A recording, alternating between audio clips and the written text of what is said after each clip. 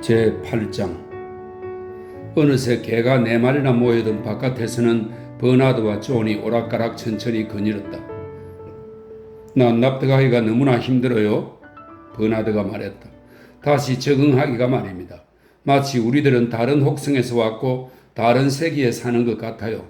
어머니라는 존재라든가 이런 모든 오물과 재산들과 늙는다는 현상과 질병 따위. 그는 고개를 저었다. 거의 상상도 못할 지경이에요. 당신이 설명해 주지 않는다면 난 절대로 이해하지 못할 거예요. 무엇을 설명해요? 이거요. 그는 푸에블로 마을과 마을 밖에 있는 작은 집을 가리켰다. 저것도 모든 것을요. 당신들의 삶에 관한 모든 것들 말입니다. 하지만 무슨 할 얘기가 있겠어요? 처음부터요. 기억이 나는 대로 아주 옛날부터요. 내가 기억하는 것 모두를 말인가요? 존이 얼굴을 찡그렸다. 한참 동안 침묵이 흘렀다. 날씨가 아주 더웠다. 어린 존과 린다는 달짝지근한 옥수수와 호떡을 잔뜩 먹었다. 린다가 말했다. 이리 와서 눕거라 아가야. 그들은 커다란 침대에 나란히 누웠다. 노래를 불러주세요. 그러자 린다가 노래를 불렀다. 스트랩토콕, GS 벤브리, T까지 훌륭한 욕실과 화장실을 찾아봐요. 와, 머지않아 태어날 때가 될 테니까 잘 자가요. 밴딩 아가야를 노래했다. 그녀의 목소리가 점점 아득해졌다. 조언은 요란한 소리에 깜짝 놀라 잠에서 깨어났다. 몸집이 육중하고 무시무시하게 생긴 사내가 침대 옆에 서서 굽어보고 있었다. 남자가 린다에게 무슨 얘기를 했고 린다가 웃었다. 그녀가 담요를 턱까지 끌어올렸지만 남자가 다시 끌어내렸다. 그의 머리카락은 시커먼 두 가닥의 밧줄 같았으며 팔에는 푸른 보석이 박힌 아름다운 은팔찌를 끼고 있었다. 조언은 팔찌가 마음에 들었지만 그래도 겁이 나서 린다의 품에 얼굴을 파묻었다. 린다의 손길이 닿자 그는 훨씬 안전한 기분이 들었다. 그가 잘 알아듣지 못하는 다른 언어로 그녀가 남자에게 말했다. 조언이 있으니까 여기서는 곤란해요. 남자가 그러고는 다시 린다를 쳐다보더니 부드러운 목소리로 몇 마디 했다. 린다가 말했다. 싫어요. 하지만 남자가 침대 위로 몸을 수그리고는 그를 내려다보았다. 남자의 얼굴은 거대하고 무시무시했으며 검은 밧줄 같은 머리카락이 담요에 닿았다. 안 돼요. 린다가 다시 말했다. 그의 어머니의 손이 자신의 손을 더 꼭 움켜쥐는 것을 느꼈다. 안 돼요. 안 돼요. 하지만 남자가 그의 한쪽 팔을 잡았다. 그는 팔이 아파 비명을 질렀다. 남자가 다른 손으로 그를 들어 올렸다. 린다는 그를 붙잡고 여전히 안 돼요, 안 돼요 라고 말했다. 남자가 화가 나서 짤막하게 뭐라고 말하자 갑자기 그녀의 손이 사라졌다. 린다, 린다. 그는 발버둥을 치고 몸을 뒤틀었지만 남자는 그를 들고 다른 방으로 가 문을 열었다. 그리고 방바닥 한가운데다 그를 내려놓고는 밖으로 나가 문을 닫았다. 그는 일어나서 문으로 달려갔다.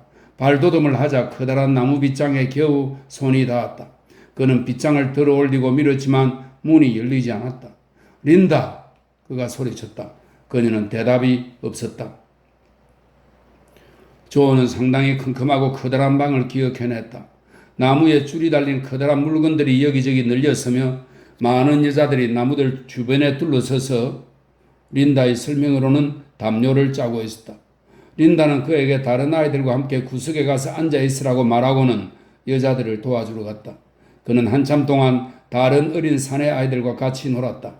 갑자기 사람들이 아주 큰 소리로 떠들기 시작했다. 여자들이 린다를 밀쳐대자 그녀는 울음을 터뜨렸다. 그녀가 문 쪽으로 가자 그가 뒤따라 달려갔다. 그는 왜 사람들이 화를 냈느냐고 물었다. 내가 무엇을 깨뜨렸기 때문이란다. 그녀가 말했다. 그러더니 그녀도 화를 냈다. 그런 천한 여자들이나 짜는 담요를 내가 어떻게 짤 줄 알겠니? 그녀가 말했다. 천박한 야만인들 같으니라고. 그는 야만인이 무엇이냐고 물었다. 두 사람이 집으로 돌아가자 포페가 문간에서 기다리고 있었다. 그들은 함께 안으로 들어갔다. 포페는 물 같은 것이 가득 담긴 커다란 바가지를 들고 있었는데 그것은 물이 아니라 나쁜 냄새를 풍기고 입안이 화끈해지면서 기침이 나게 만드는 것이었다.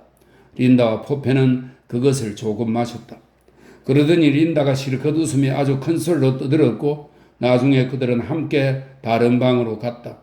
포페가 나간 다음에 조는 옆방으로 들어갔다.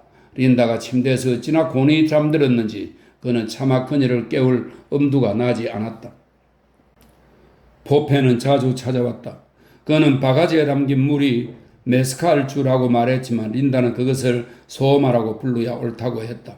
어쨌든 그것을 마시고 나면 나중에 속이 뒤집히고는 했다. 그는 포페를 미워했다.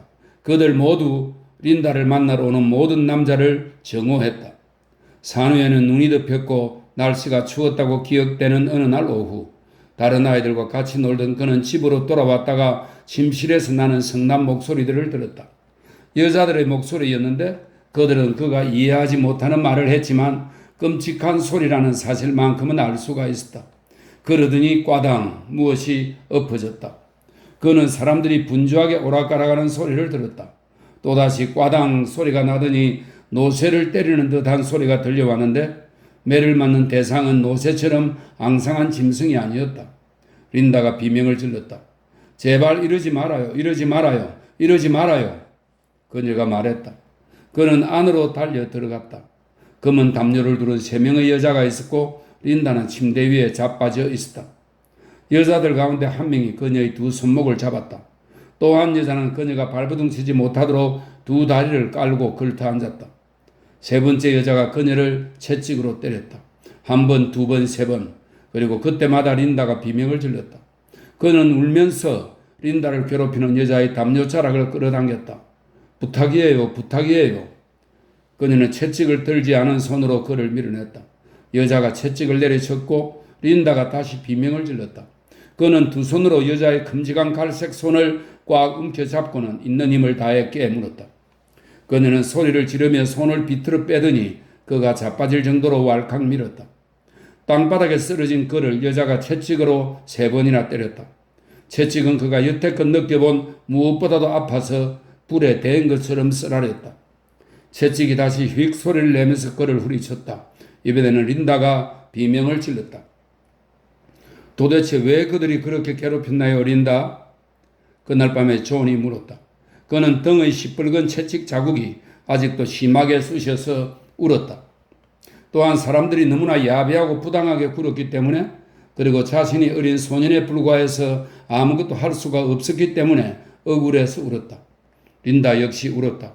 그녀는 어른이었지만 3명과 맞서 싸울 만큼 힘이 세지는 못했다. 그녀에게도 그것은 억울한 일이었다. 왜 그들이 못살게 굴었냐고요? 나도 모르겠어. 내가 그걸 어떻게 알겠니? 그녀가 얼굴을 베개에 파묻고 엎드려 울었기 때문에 말이 잘 들리지 않았다.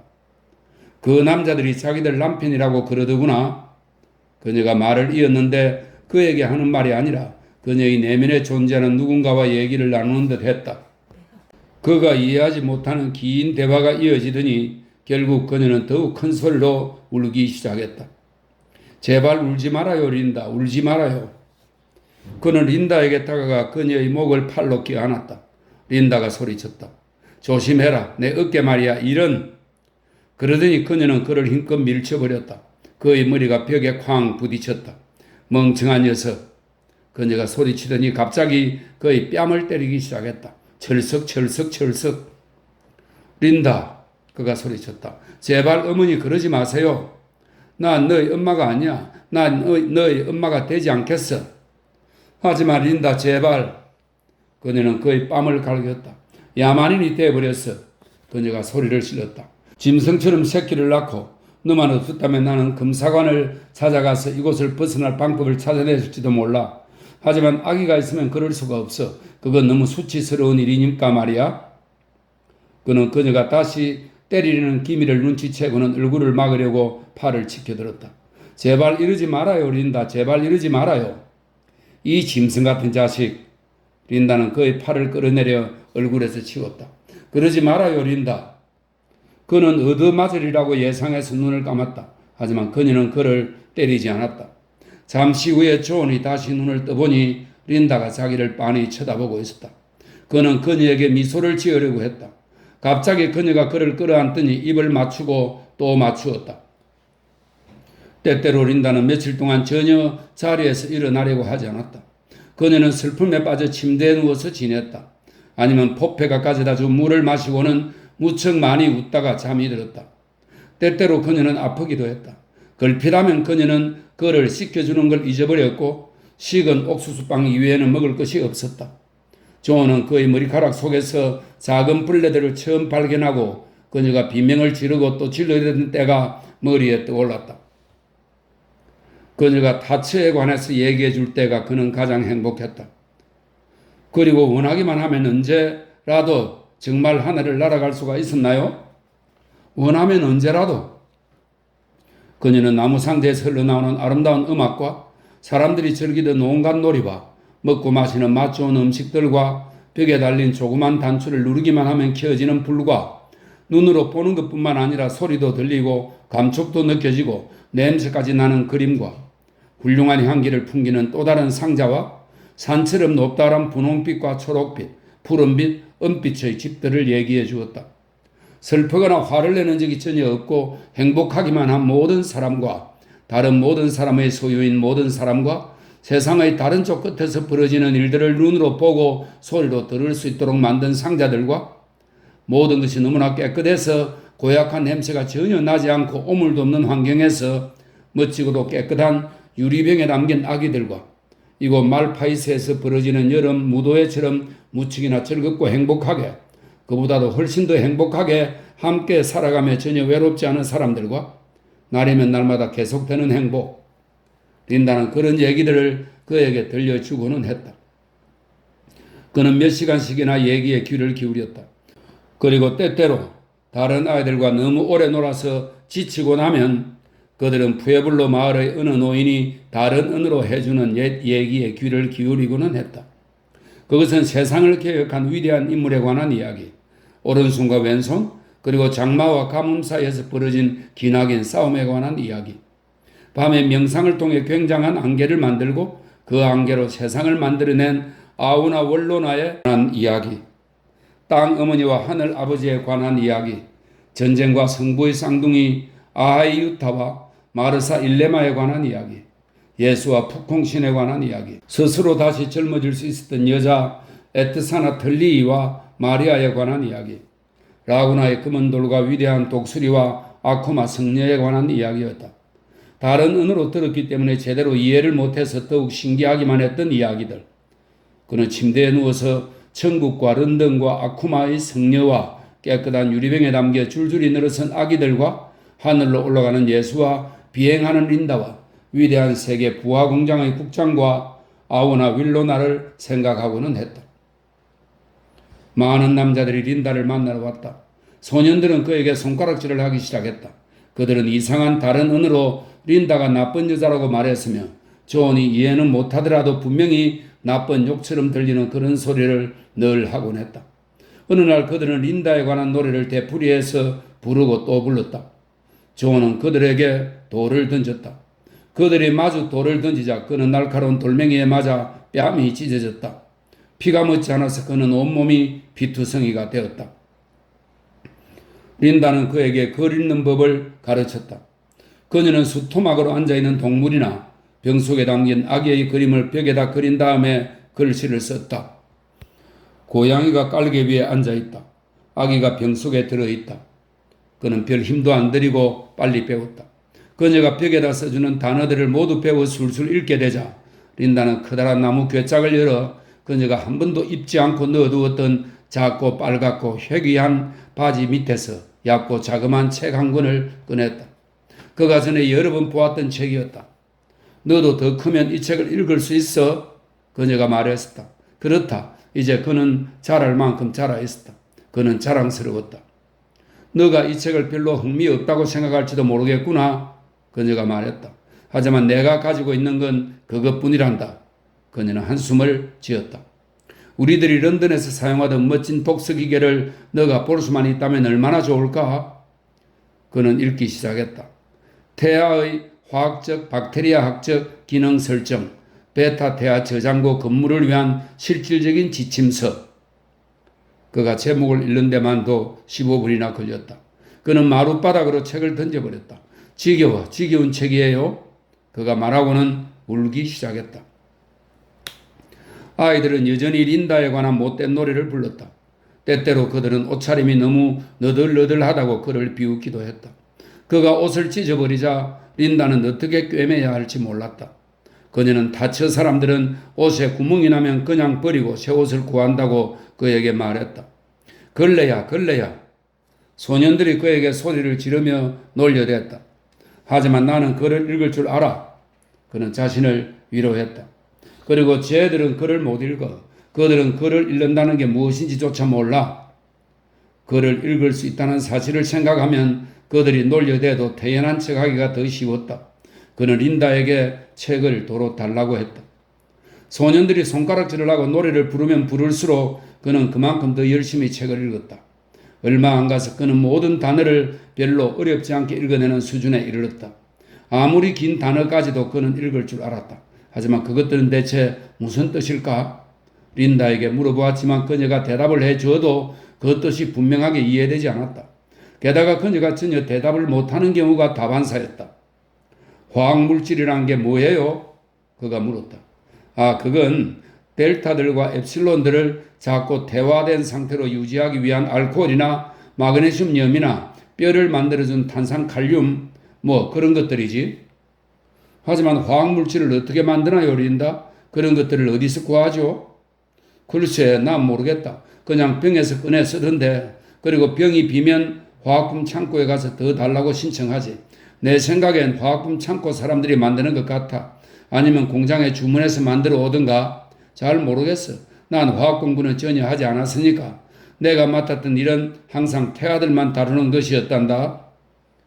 그가 물어본 다른 모든 질문에 대해서도 똑같은 대답이었다. 린다는 통 알지를 못하는 눈치였다. 푸에블로 마을의 노인들 대답이 훨씬 더 분명했다. 인간들과 모든 짐승의 씨앗, 태양의 씨앗과 지구의 씨앗과 하늘의 씨앗, 그런 모든 씨앗을 아오나 윌로나가 번식의 안개로부터 만들어냈단다. 세상에는 4개의 자궁이 있고 아오나 윌로나는 4자궁의 가장 밑바닥에다 씨앗을 내린단다. 그러면 서서히 씨앗들이 자라기 시작하고 조언의 짐작으로는 그가 12번째 생일을 지낸 얼마 후였던 듯 싶지만 어느 날 집으로 돌아온 그는 침실 바닥에서 그가 여태껏 본 적이 없는 책을 발견했다. 그것은 두툼했고 아주 오래된 책 같았다. 장정은 생쥐가 뜯어먹었고 몇 쪽은 찢어지고 구겨져 있었다. 그는 책을 집어서 표지를 보았다. 책의 제목은 윌리엄 셰익스피어 전집이었다.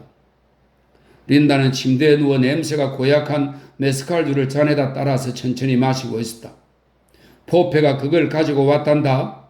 그녀가 말했다. 그녀의 목소리는 정신이 나간 사람처럼 거칠고 탁했다. 엔틸로프 키바 예배당에 있는 어떤 괴짝 속에서 찾아냈다고 하더라. 아마 수백 년 동안 그 속에 담겨 있었던 모양이야. 내가 살펴보니 한심한 소리가 잔뜩 쓰여 있는 걸로 보아 포페 말이 정말인 것 같더구나. 미개한 얘기 투성이니까 말이다. 그래도 너가 독서 훈련을 계속하기에는 그만하면 도움이 되겠어. 그녀는 마지막 한 모금을 천천히 마신 다음에 잔을 침대 옆 마룻바닥에 내려놓았다. 그리고 몸을 돌려 모로 누워서 한두 차례 기침을 하고는 잠이 들었다. 그는 책을 아무 곳이나 펼쳐보았다.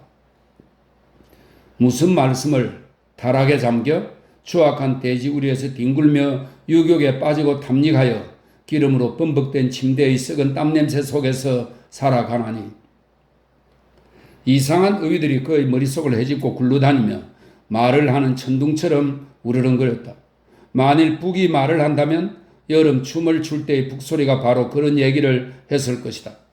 아름답고도 아름다워서 눈물을 흘리게 만드는 수학의 노래를 부르는 남자들, 조각된 막대기들과 뼈나 돌조각들, 그리고 깃털들을 늘어놓고 마치만 노인이 외우는 마법과의 주문가도 같았다. 하지만 그에게 뜻이 전해졌기 때문에 미치마의 마술보다 더 많은 의미가 담기고 더 좋은 얘기였다. 겨우 반쯤만 이해가 가더라도 신비하기 짝이 없는 얘기가, 린다에 관한 무섭고도 아름다운 얘기가, 침대 옆 마룻바닥에 빈잔을 떨어뜨린 대로 저기 코를 고는 린다에 관한 얘기가, 린다와 포페, 그렇다. 린다와 포페에 관한 얘기가 그런 의들로부터 울려 퍼졌다. 그는 포폐를 점점 더 미워하게 되었다. 인간이란 겉으로는 미소를 짓고 또 지으면서도 흉악한 짓을 서슴지 않는다. 양심의 가책도 받지 않고 배반을 일삼고 세욕적이고 무자비하고 흉악한 인간. 이런 어휘들이 의미하는 바가 정확히 무엇일까? 그는 겨우 반쯤만 이해가 갔다. 하지만 그런 어휘들의 마력은 강렬했고 계속해서 그의 머릿속에서 우르렁거렸다. 웬일인지 그는 여태 그 포폐를 진심으로 미워한 적이 없었다는 느낌이 들었는데 따지고 보면 얼마나 포폐를 미워하는지 적절하게 표현할 길이 전혀 없었기 때문에 사실상 그를 미워하지 않은 셈이었다. 하지만 이제 그에게는 이런 어휘들이 북소리와 노래와 마법 같은 어휘들이 생겨났다. 그가 알게 된 어휘들과 그리고 바로 그런 어휘들로 엮어진 그것들이 무엇인지 그로서는 알 길이 없었지만 여하튼 멋지고도 멋지며 이상하고도 이상한 이야기들은 포폐를 정오해야 할 이유를 그에게 마련해 주었다. 그가 느끼는 정오를 훨씬 실감나게 형언하고 심지어 포폐라는 인간 자체까지도 훨씬 현실적인 존재로 느껴지게끔 했다. 어느 날 그가 밖에서 놀다가 들어와 보니 안쪽 방의 문이 열려 있었다. 그는 침대에서 그들이 함께 잠든 모습을 보았다. 하얀 린다와 나란히 누워 있어서인지 유난히 검게 보이는 포폐가 한쪽 팔을 그녀의 어깨 밑으로 넣고는 다른 시커먼 손은 젖가슴에 얹고 있었다. 기다랗게 따내린 머리 한 가닥은 목을 졸라 죽이려고 덤비는 검은 뱀처럼 그의 목으로 늘어졌다. 포폐의 바가지와 잔 하나가 침대 근처의 마룻바닥에 놓여 있었다. 린다는 코를 골았다. 그는 마음이 사라지고 대신 그곳에 구멍이 뻥 뚫린 듯한 기분이 들었다. 공허했다. 허망하고 쓸쓸하고 무척 역겹고 현기증이 났다. 그는 몸을 가누리고 벽에 기대었다. 양심의 가책도 받지 않고 배반을 일삼고 세욕적이고 북소리처럼 풍년을 위해 노래를 부르는 사람들처럼 마술처럼 어휘들은 그의 머릿속에서 저절로 반복되고 또 반복되었다. 오한이 들다가 갑자기 뜨겁게 열이 났다. 그의 두 뺨은 피가 몰려 화끈거리고 방안이 빙빙 돌리며 그의 눈앞에서 어두워졌다. 그는 이를 갈았다. 죽여버리겠다. 죽여버리겠다. 그를 죽여버리겠다. 그가 거듭거듭 말했다. 그러자 갑자기 더 많은 어휘들이 흘러나왔다. 그가 취해서 잠들었거나 경노했거나 침대에서 근친상간의 쾌락에 빠져 있을 때 마력은 그의 편이었다. 마력이 그에게 설명하고 명령을 내렸다. 그는 뒤로 물러나서 바깥방으로 나갔다. 그가 취해서 잠들었거나 고기를 쓰는 칼이 벽난로 근처의 마룻바닥에 놓여 있었다. 그는 칼을 집어들고 까치발로 문까지 갔다. 그가 취해서 잠들었거나 그는 방을 가로질러 달려가서 힘껏 찔렀다. 오, 피가 쏟아지는구나. 그는 다시 찔렀다. 포폐가 숨을 몰아쉬며 잠에서 깨어나자 또다시 찌르려고 손을 치켜들었다. 하지만 곧 손목이 잡혔고 비틀렸다. 그는 움직일 수가 없었다. 함정에 빠진 것이다. 포폐의 작고 검은 눈이 잔뜩 부릅뜨고 아주 바싹 그의 눈을 노려보았다. 그는 시선을 피했다. 포폐의 왼쪽 어깨에는 두 군데 찔린 상처가 있었다. 아, 저 피 좀 봐. 린다가 울부짖었다. 저 피 좀 봐. 그녀는 피를 보면 전혀 참을 수가 없었다. 포폐가 다른 손을 치켜들었다. 조언은 때리려고 그러는 모양이라고 생각했다. 그는 얻어맞을 걸 예상하고는 온몸이 빳빳하게 굳었다. 하지만 손은 그의 턱 밑을 잡아 얼굴을 돌리기만 했을 뿐이었다. 그는 다시 포폐의 눈을 억지로 볼 수밖에 없었다. 오랫동안 몇 시간이나 계속되는 듯 했다. 갑자기 주체할 수가 없어서 그는 울기 시작했다. 포폐가 웃음거리를 터뜨렸다. 가거라. 그가 다른 원주민 언어로 말했다. 가라고 우리 용감한 아이 유타야. 그는 눈물을 감추려고 다른 방으로 달려 나갔다. 넌 15살이 되었어. 원주민 언어로 미치마 노인이 말했다. 이제 너한테 질그릇 만드는 일을 가르쳐줘도 되겠구나. 그들은 강가에 쪼그리고 앉아서 함께 일했다. 우선 말이다. 젖은 진흙 한 덩어리를 두 손으로 잡고 미치마가 말했다. 우리 자그마한 딸을 하나 만들어 보자. 노인은 덩어리를 지디겨 원판으로 만든 다음에 가장자리를 따라가며 꺾어 올렸다. 달은 납작한 그릇이 되었다. 천천히 어수룩한 솜씨로 그는 노인의 섬세한 손놀림을 흉내냈다. 달을 만들고 그릇을 만들고 그리고 이제는 뱀이다. 미츠마는 또 다른 진흙 한 덩어리를 말아서 기다랗고 흐물흐물한 대롱으로 만들고는 동그랗게 고리를 지어서 그릇의 가장자리에다 눌러 붙였다. 그러고는 또 한 마리의 뱀, 그리고 또 한 마리, 또 한 마리. 한 켜 한 켜씩 미츠마는 항아리의 옆면을 쌓아 올렸는데 밑은 좁고 위로 갈수록 넓어지다가 목에 가까워지면서 다시 좁아졌다. 미츠마는 주무르고 토닥거리고 쓰다듬고 긁어냈다. 마침내 낯익은 말파이스의 물동이 모양이 갖추어졌다. 검은 흙이 어느 틈에 우유 덩어리처럼 하얀 빛깔이 되었고 손으로 만져보니 감촉이 아직 부드러웠다. 존이 미치마를 엉성하게 흉내내어 항아리를 만들어 바로 옆에 놓았다. 두 항아리를 비교해보고 그는 절로 웃음이 나왔다. 하지만 이번에는 훨씬 잘 만들어야지. 그가 말하고는 또다시 진흙 한 덩어리를 물에 적시기 시작했다. 모양을 빚어 형태를 갖추면서 그의 손가락들이 기교와 힘을 얻은 느낌이 그에게 보기 드문 기쁨을 주었다. A, B, C 그리고 비타민 D. 그는 일을 하면서 혼자 노래를 불렀다. 지방지는 간에 있고 대구는 바다에서 살아요. 미치마도 노래를 불렀는데 곰을 사냥해서 죽이는 내용에 관한 노래였다. 그들은 하루 종일 흙 일에 몰입했다. 존의 마음은 강렬한 행복감으로 가득했다. 다음 겨울에는 활을 만드는 방법을 가르쳐 주마. 미치마 노인이 그에게 약속했다. 존은 한참 동안 집 밖에 서서 기다렸다. 마침내 집안에서 열리던 예식이 끝났다. 문이 열리고 사람들이 밖으로 나왔다. 무슨 소중한 보물을 주기라도 한 듯 오른손을 앞으로 내밀고 꼭 쥔 채로 코슬루가 가장 먼저 나왔다. 키아키메 역시 꽉 움켜쥔 손을 비슷하게 내밀고는 뒤따라 나왔다. 두 남녀는 말없이 걸었다. 그들 뒤에서는 형제 자매들과 사촌들 그리고 모든 늙은 사람들이 조용히 떼를 지어 따라갔다. 그들은 푸에블로 마을에서 걸어나와 암석 고원을 횡단했다. 그리고 절벽 끝에서 걸음을 멈추고는 이른 아침의 태양을 향해 마주 섰다. 코슬루가 손을 펴었다. 손바닥에는 하얀 옥수수 가루가 조금 있었다. 코슬루는 거기에 입김을 불고 몇 마디 중얼거린 다음에 태양을 향해서 하얀 가루 한 줌을 뿌렸다. 키아키메도 똑같은 동작을 취했다. 다음에는 키아키메의 아버지가 앞으로 나서서 깃털이 달린 예배 지팡이를 치켜들고 길게 기도를 하고는 옥수수 가루가 날아간 쪽으로 지팡이를 던졌다. 다 끝났어요.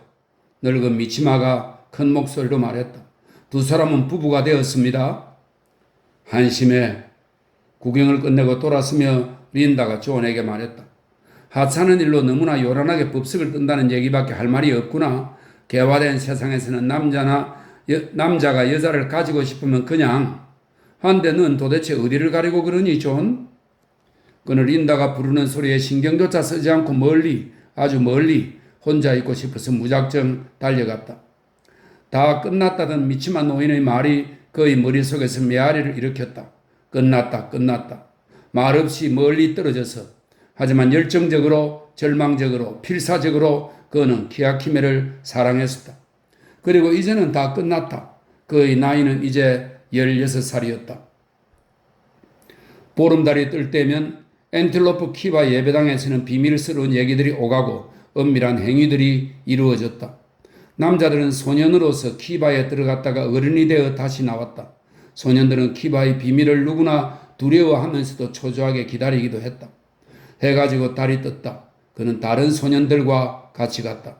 키바의 입구에서는 시커먼 모습의 남자들이 서서 기다리고 있었고 붉은 불을 켜놓은 깊수가 밑으로 내려가는 사다리가 놓여 있었다. 앞장선 소년들은 벌써 밑으로 내려가기 시작했다. 갑자기 어른 한 명이 앞으로 나서더니 그의 팔을 잡고 열에서 끌어냈다. 그는 손을 뿌리치고는 다른 사람들 사이로 들어가 숨으려고 했다. 이번에는 남자가 그를 때리고 머리카락을 잡아 끌었다. 너는 안 돼, 이 하얀 머리야. 암캐 같은 여자의 자식은 안 돼. 다른 남자가 말했다. 소년들이 웃었다. 저리 가. 아직도 무리를 지어 모인 소년들의 언저리에서 여전히 어물어물한 그를 보고 남자들이 다시 소리쳤다. 가라니까? 그들 가운데 한 사람이 돌멩이를 집어 그에게 던졌다. 저리 가라고, 어서 가라니까? 돌멩이들이 소나기처럼 쏟아졌다. 그는 피를 흘리며 어둠 속으로 도망쳤다. 빨간 불을 밝힌 키바로부터 노래를 부르는 소리가 들려왔다. 마지막 소년이 사다리를 내려갔다. 그는 완전히 혼자 남았다. 푸에블로 마을 밖에 고온의 쓸쓸한 들판에 그는 완전히 홀로 남았다. 바위는 달빛을 받아서 표백된 뼈들처럼 보였다. 저 아래 계곡에서는 이리때가 달을 보고 울부짖었다. 멍든 상처들이 쑤시고 찢어진 곳에서는 아직도 피가 났지만 그가 흐느끼 울었던 까닭은 아픔 때문이 아니었다. 그가 완전히 혼자였기 때문에 바위들과 달빛으로 이루어진 해골의 세계로 혼자서만 쫓겨났기 때문이었다. 그는 절벽의 가장자리에 앉아 달을 등지고 절벽의 검은 그림자 속을 죽음의 검은 그림자 속을 내려다보았다.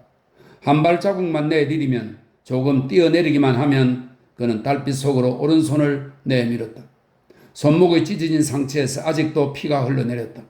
죽음의 빛 속에서 시커멓고 거의 빛깔이 없어진 피가 몇 초에 한 방울씩 떨어졌다. 뚝뚝뚝 내일 그리고 내일. 그는 시간과 죽음과 신을 발견한 것이다. 외톨박이, 항상 외톨박이였습니다. 젊은이가 말을 계속했다. 청년의 말이 버나드의 마음속에서 서글픈 반향을 불러일으켰다. 외톨박이. 나도 마찬가지예요. 속마음을 왈칵 털어놓고 싶은 충동을 느끼며 그가 말했다. 무술 만큼 외톨박이죠? 그래요? 존이 놀란 표정을 지었다. 내가 생각하기에는 타치에서라면 내 얘긴 그곳에서는 어느 누구도 절대 혼자가 아니라고 린다가 항상 말했거든요. 버나드는 거북한 기분으로 낯을 붉혔다. 그건 말이죠. 그가 시선을 피하고 우물우물하면서 말했다. 내가 대부분의 사람들과 상당히 다르기 때문인가 봐요. 만일 누군가 태아 숙성 과정에서 어쩌다 다르게 된다면 예, 바로 그겁니다. 젊은이가 머리를 끄덕였다. 남들하고 다른 사람은 외롭기 마련이에요. 사람들이란 냉혹하니까요. 그들은 철저히 모든 것에서 나를 배척했어요. 산에서 밤을 보내라고 다른 소년들을 내보낼 때, 그러니까 자신이 성스럽게 섬겨야 할 동물이 무엇인지 꿈을 통해 만나게 하기 위해 내보낼 때 그들은 내가 같이 가도록 허락하지 않았고 어떤 비밀도 나한테는 알려주지 않았어요. 하지만 나는 내 나름대로 해결했습니다. 그가 덧붙여 말했다. 닷새 동안 아무것도 먹지 않고 지내다가 어느 날 밤 난 혼자서 저 산으로 갔습니다. 그가 손으로 가리켰다. 버나드가 어른스럽게 빙그레 웃었다. 그래, 꿈에서 무언가 보았나요? 그가 물었다. 상대방의 머리를 끄덕였다. 하지만 그것이 무엇인지 난 당신한테 얘기하면 안 됩니다. 그는 잠깐 침묵을 지키더니 나지막한 목소리로 언젠가 말입니다 라면서 얘기를 계속했다. 난 어느 누구도 하지 않은 일을 했는데 난 여름에 어느 날 한낮에 십자가에 매달린 예수처럼 두 팔을 벌리고 바위 앞에 섰어요. 도대체 무엇 때문에요? 난 십자가에 매달리면 어떤지 알고 싶었어요. 땡볕에서 그렇게 매달려. 하지만 왜 그랬죠? 왜냐고요? 글쎄요. 그가 묵묵거렸다. 그렇게 해야만 된다고 느꼈기 때문이에요. 만일 예수가 그것을 견뎌냈다면, 그리고 만일 누군가 무슨 잘못을 저질렀다면 그뿐 아니라 나는 불행했어요. 그것이 또 다른 이유였어요. 그건 불행을 고치는 방법치고는 좀 희한하군요. 버나드가 말했다. 하지만 다시 생각해본 그는 따지고 보면 그런 행동도 괜찮겠다고 판단했다. 소말을 먹기보다는. 얼마 후에 나는 기절했어요. 젊은이가 말했다. 앞으로 엎어졌죠. 내 얼굴에 찢어진 상처가 보이죠? 그는 이마에서 숱이 많은 노란 머리카락을 들어 올렸다. 오른쪽 관자놀이에 하얗고 쪼그라든 상처가 나타났다. 상처를 본 버나드는 잠깐 몸을 부르르 떨고는 얼른 시선을 돌렸다. 그가 받았던 길들이기 훈련은 버나드에게 청년이 불쌍하기는커녕 심한 역겨움만 느끼게 했다. 질병이나 상처를 단순히 암시하는 정도만으로도 그는 공포감뿐 아니라 상당히 심한 역겨움과 구역질까지 느끼고는 했다. 오물이나 불구의 몸이나 노화 따위가 그러했다. 그는 서둘러 화제를 돌렸다. 혹시 우리하고 같이 런던으로 갈 생각은 없는지 모르겠군요. 젊은 야만인의 아버지가 누구인지 누추한 집에서 확실히 깨달은 이후로 남모르게 치밀한 작전을 짜오던 버나드가 계획의 첫 행동을 취하며 물었다. 가고 싶지 않아요? 젊은이 얼굴이 환하게 밝아졌다. 그건 진심이에요? 물론이죠. 내가 허락을 받아낼 수만 있다면 말이에요. 린다도요? 글쎄요. 그는 미심쩍어서 어물어물했다. 그 흉측한 괴물. 그렇다. 그것은 불가능한 일이었다. 그래도 혹시 불현듯 버나드는 그녀의 역겨운 모습 자체가 엄청나게 큰 자산 노릇을 할지도 모른다는 생각이 들었다. 그야 물론입니다. 지나치게 예의를 과시함으로써 조금 아까 주저하던 태도를 상쇄하려고 그가 소리쳤다. 젊은이가 심호흡을 했다.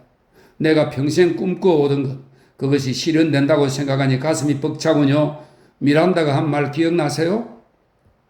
미란다가 누군데요? 하지만 젊은이는 그의 질문을 듣지 못한 눈치였다. 오 경이로움이여. 이 말을 하면서 그의 눈이 빛났고 얼굴은 눈부시게 상기되었다. 이곳에는 훌륭한 존재들이 얼마나 많은가요? 인간이란 얼마나 아름다운가요? 레니나를 생각하자 그의 상기된 얼굴이 갑자기 더욱 붉어졌다. 젊음과 더불어 피부 영양제로 윤기가 나고 포동포동하고 상냥한 미소를 짓고 진한 초록색 인조견을 걸치고 있는 그녀의 모습은 영락없는 천사였다. 조은은 말을 더듬거렸다. 오 멋진 신세계여. 그는 말문을 열었다가 갑자기 입을 다물었다. 그의 뺨에서 핏기가 사라지고 백지장처럼 얼굴이 창백해졌다. 당신하고 그 여자 결혼한 사이인가요? 그가 물었다. 우리가 어쨌다고요? 결혼했느냐고요? 아시잖아요. 영원히. 원주민 말로는 영원히라고 하는데 그건 깨뜨릴 수가 없다는 뜻이죠. 포도님 맙소사. 아닙니다. 버나드는 저절로 웃음이 터져나왔다. 존도 역시 웃었지만 다른 이유 때문에 순수한 기쁨 때문에 웃었다. 오 멋진 신세계여. 존이 같은 말을 되풀이했다. 오 그런 사람들이 사는 멋진 신세계여. 우리 당장 출발합시다. 가끔 당신 말투가 무척 특이하다는 생각이 드는군요. 당황하고 놀란 표정으로 젊은이를 빤히 쳐다보면서 버나드가 말했다. 그리고 어쨌든 당신이 신세계를 실제로 볼 때까지는 판단을 보류하는 게 좋지 않을까요?